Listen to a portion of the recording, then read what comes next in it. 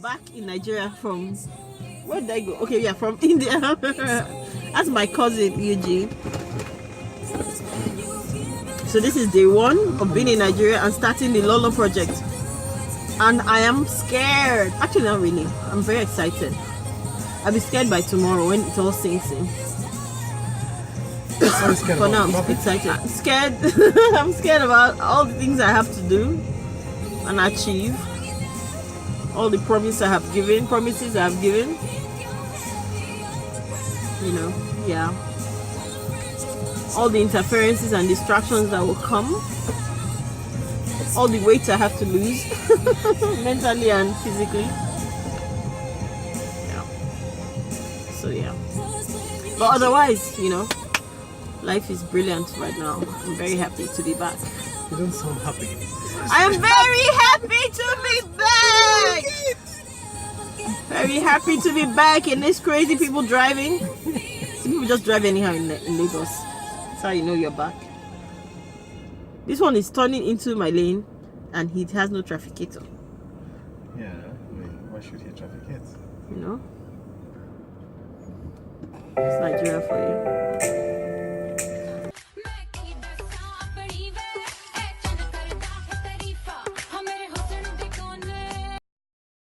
Hello and welcome to my vlog. At this point I don't know what it is going to be called. And so whatever name you see when it finally gets, when you watch it, that's the name. So welcome to this vlog. This is quite an event, you know, having to post my life as a person living with HIV and trying to start up a social venture at the same time.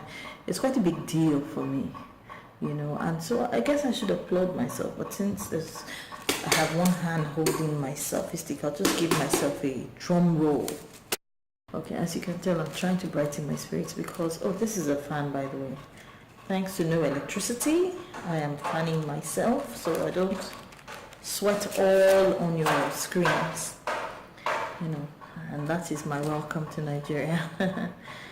Coincidentally, when I was coming in, I was wondering, God, how am I going to deal with the lack of electricity? But I mean, the human being is so resilient. There's so much that you can deal with if you just let it go, you know. Anyway, so what's been happening since I came? Well, in the first few weeks, in about a month, I've been able to spend time with my daughter.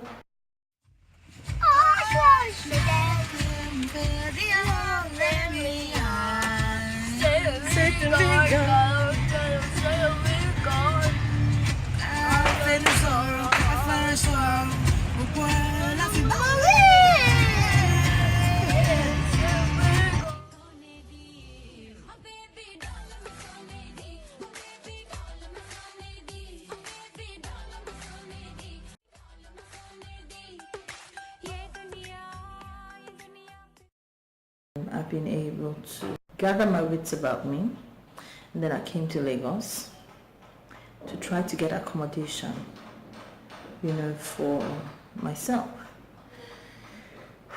And this was, you know, this I dreaded because, to be honest, I'm scared of Lagos.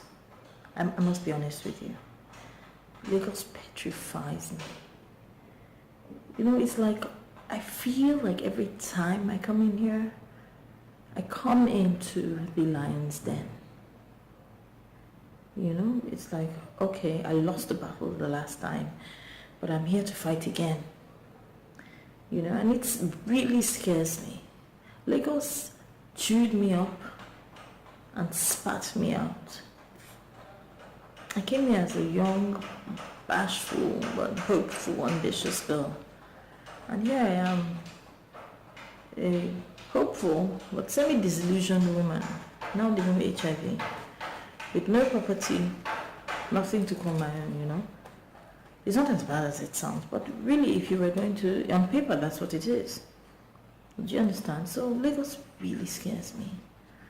But at the same time, I have to live here because this is where the market is for. My social venture is about women who are living with HIV. We're going to give them training in the media arts and entertainment, and then especially in areas that are dominated by men. And then, set them forth to become economically empowered and to generally empower the society and ensure mindset shifts, about this disease, about behaviors that lead to this disease, and so on and so forth. It's quite an ambitious project, and really this is the best way to start. It's also very aspirational, so you must start from where you think people will look up to. I don't think that I would be exposed to the opportunities in any other state, as I would be in Lagos. That said, I am so scared of Lagos. Now, a good example is now that I'm looking for accommodation. I've been here 2 weeks now. The first week I stayed in my friend's place in Yaba, or on the mainland of Lagos. She allowed me to sleep on her couch in her living room. And I'll show you pictures of that. And I was practically, living. And that place never had light for once. Okay, it had light once. Electricity came in once. But it didn't even last long, And then the houses are crowded. And then when you start hearing how much they're asking for it, it's ridiculous, And then you wonder, but people are still surviving. And then I moved to Ketchum, and my friend has this really nice house. And then, but when I look at it, when I look around it, and I see all the things that she has, I know that this costs a lot of money. And I would like a nice place, but I can't afford this. Then it makes me begin to wonder, why can't I get my shit together, Why can't I ever, when it comes to accommodation, I'm never lucky or never, I never get what I want. What I need, I just get a dingy place, and I don't want that anymore. I want a place where I can come home and exhale. Searching for accommodation, agents, the house agents, oh God, those guys are horrible.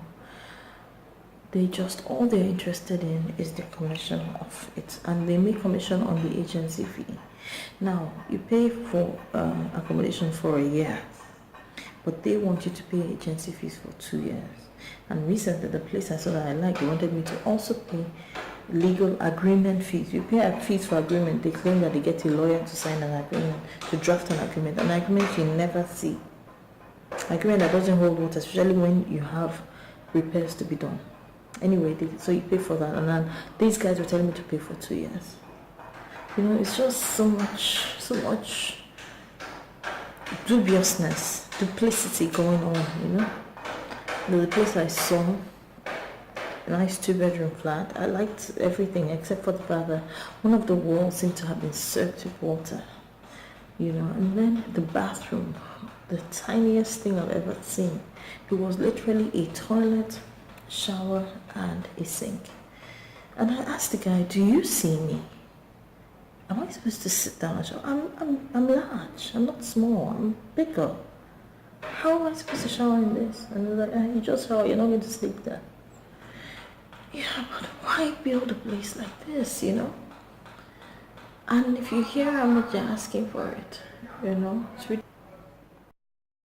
Anyway, thank you for watching. This is the first episode. Let me know what you think. It's going to get better. I'm going to try to get good lighting. This is the best I could do under the circumstances, Put me a note. Let me know how it's going and what you think. Okay, bless. Have a great whatever day you're having. Bye.